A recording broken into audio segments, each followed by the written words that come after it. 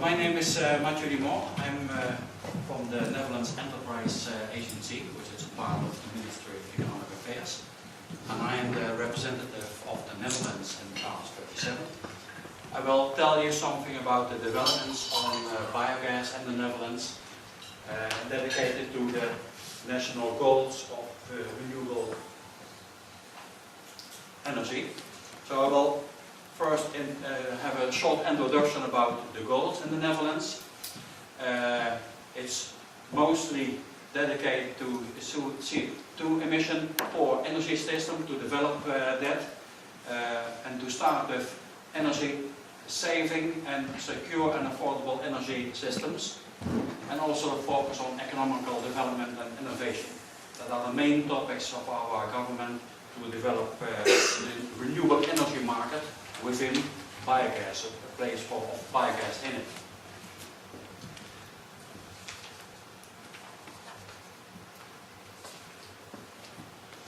So we can see several roles in that energy transition system for biogas. If you look to biogas, you see a connection to all the energy using systems. If we look at the energy using systems, you can look at transport fuel, you can upgrade, when you have biogas, upgrade to biomethane and usable in the transport sector. You can use biomethane in CHP and to produce electricity and heat. And also you can use biogas or directly in a biogas boiler for heating purposes. And all the transition pathways we defined in the new policies is fitting biogas in. But the problem is we have less biogas available than we use natural gas at the moment. So the discussion is going on, where should we use biogas and where should we use other energy, renewable energy options to replace natural gas. For the temperature, for the heating purposes, we divide it in high temperature and low temperature systems. When we look at high temperature, we look to the ceramic industry or the glass industry. They need really high temperature for their systems, and that is more difficult to replace by other renewable energy topics. So a part of the biogas or the biomethane, which will be available in the future, will be used for high temperature systems. Low temperature, just heating purposes of households and offices, can even more easily be replaced by other topics, by other renewable energy systems. So that is the big challenge we have in the Netherlands. We use a very lot of natural gas at the moment, about 40 billion cubic meter a year, and we have own gas fields, but they are running out for one way. We will not have gas available after 2025, but also the gas fields concerns some problems with small earthquakes in the region of the gas fields. So that's why the Minister of Economic Affairs decided a few weeks ago to stop one of the gas fields, to explore them not anymore, and the other ones are at a lower production. So the big challenge on the long term is the consumption of natural gas at the moment. It's about a bit above 40 billion cubic meter. We should produce biomethane, which started here. At the moment we produce about 100 million cubic meter a year. Commission is already half a billion cubic meters. And when we look at the possibilities for the future, so up to 2050, we could produce 6 to 7 billion cubic meters. And the challenge is, how can we from that point, starting point, to that point, and displace all that natural gas and increase the production of biomethane. That's the big challenge.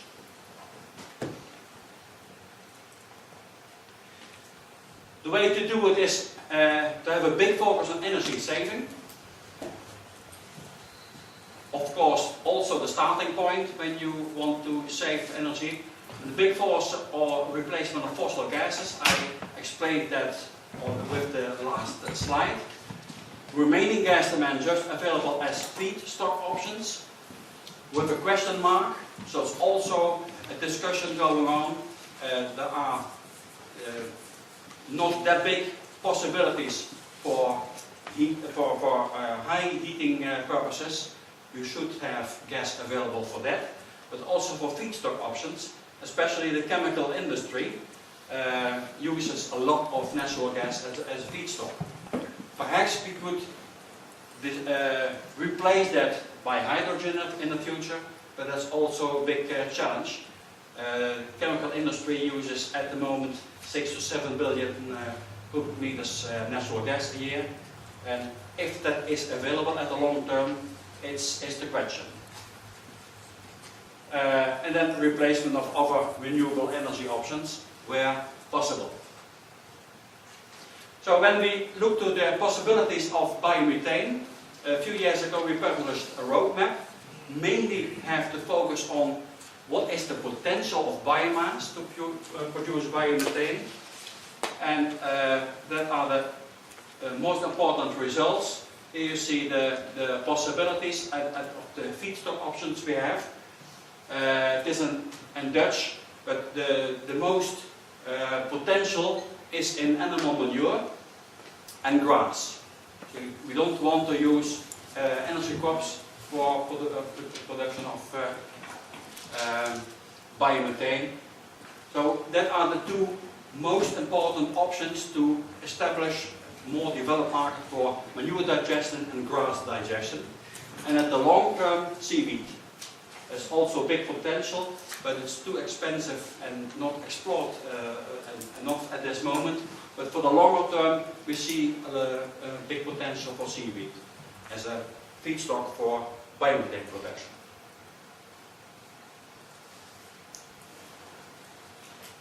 Now we see several approaches. Now we have the challenge to replace natural gas. You see a big focus from the agricultural sector to have biogas production as a renewable energy source, but also we have a lot of amount of animal manure, which causes some problems in applying that in the fields.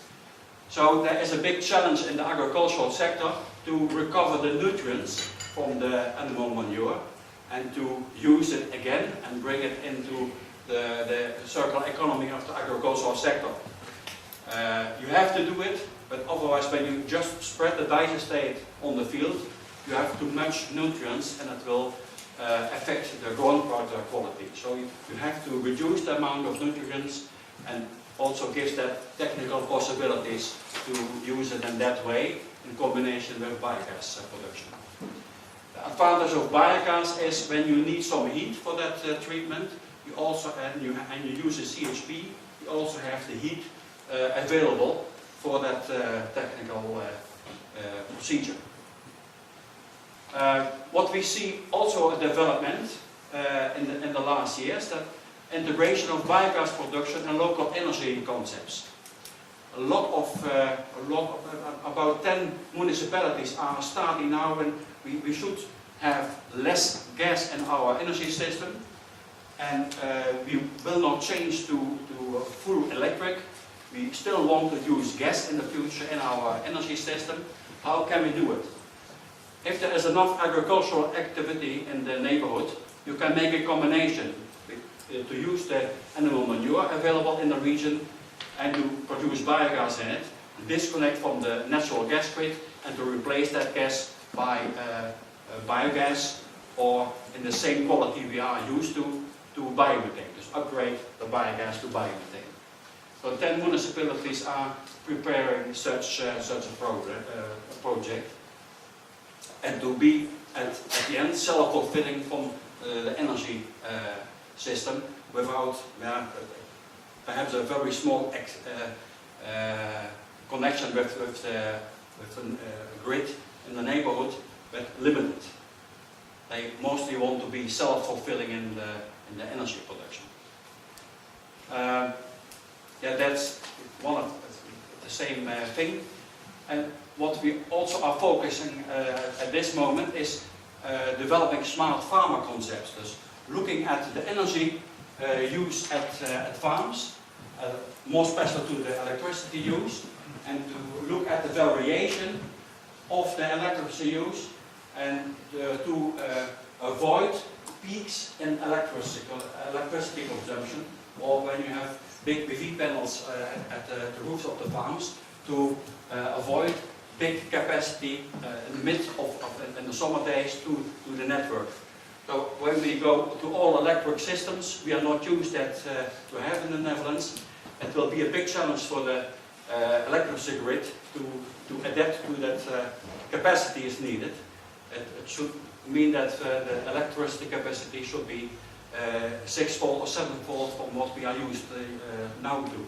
So if we can avoid investments in the electricity grid to have some smart solution at local farm systems, which are in rural areas with a smaller capacity in the electricity grid, then we could save money on that when we spend a lot of energy on smart grid options.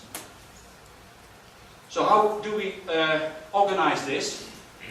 We have from several ministries a Green Deal concept. If companies and organizations have good ideas, but they need the cooperation of the ministries because there are some legislational problems to develop that idea, then we have the concept of a Green Deal. And this is a Green Deal business with biomass and bio-based gas, and a lot of companies are joining this, and head of it is one of the managing directors of the gas company, the national gas company, Gasification, which is involved in that. And they are developing a lot of projects within circular energy concepts. What see we for development in the agricultural sector itself?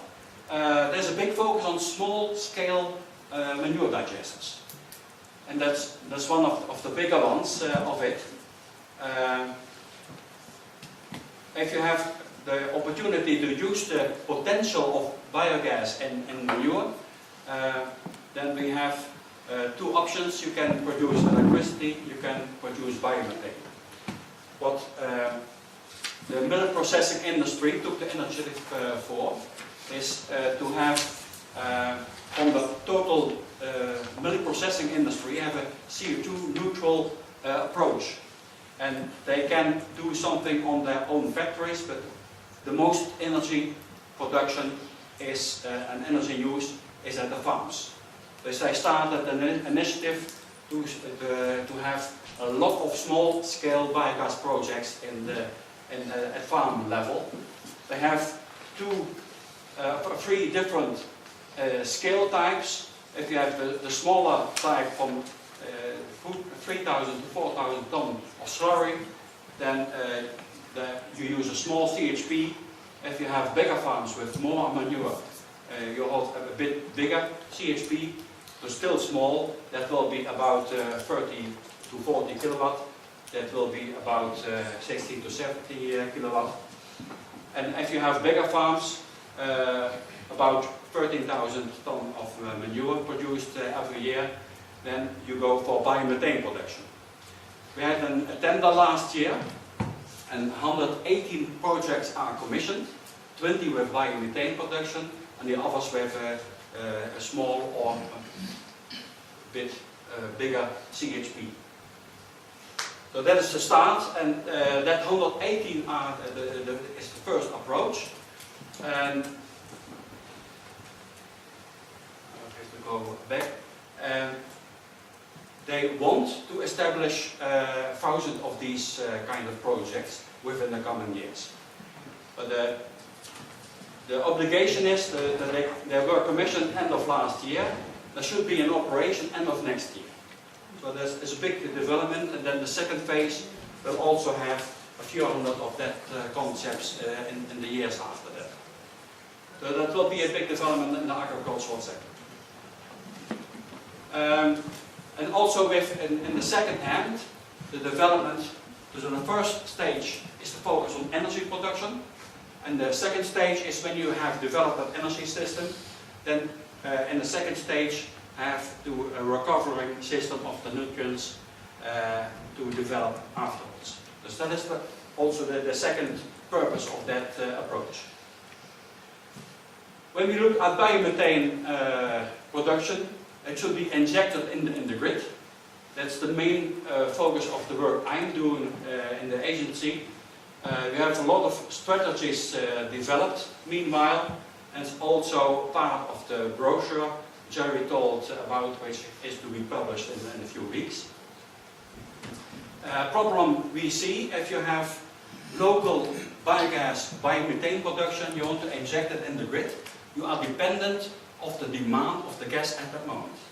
And especially during summertime, when the gas demand is not that high, you can have some problems that the gas could be injected in the grid, but could not be, it's not possible to transport it in the grid.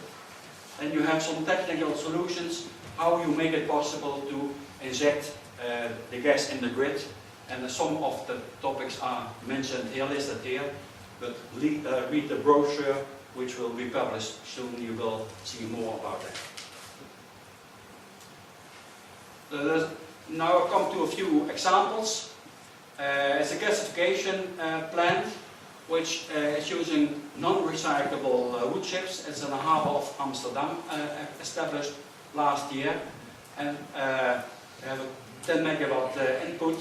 They have produced 8 megawatt heat and 2 megawatt electricity, and as a result of it they have hydrogen production and CO2 as a feedstock for the chemical industry. So that's one of the circular economy approaches, to use all the things you have available from such a project. And also by biomethane production, we see some bigger plants which not just are producing biomethane, but in the upgrading process, making the CO2 in a pure liquid form available, and that is used in horticulture as a fertilizer. We have now 4 projects in the Netherlands in upgrading plants where the CO2 is used in horticulture. But you can even use it in the soft drink industry, but you have to do a certifying system which is rather expensive. And it's not that expensive for using it in horticulture as a fertilizer. So that is the main pathway to use it in horticulture, the CO2. So here's an example of a wastewater treatment plant. Wastewater treatment plant does produce biogas.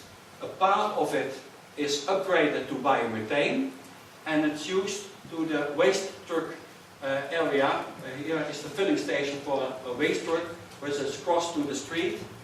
And so they have a combination of biogas production and the usage of it. And that in this example, the biomethane is used as a fuel for waste trucks. And the other part of the biogas is not upgraded, but it's transported by a biogas pipeline to a brewery in the city.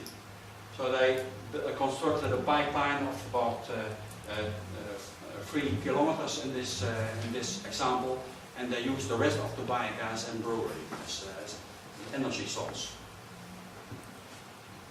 So that kind of combination is not just look at one plant who produces biogas or produce biomethane. They also look for combination of several companies to make more business case out of it, to have a combination of production and usage. Here an example of also one farm called Groot Severt, in combination with one of the factories of the milk processing industry, in this case Friesland Campina.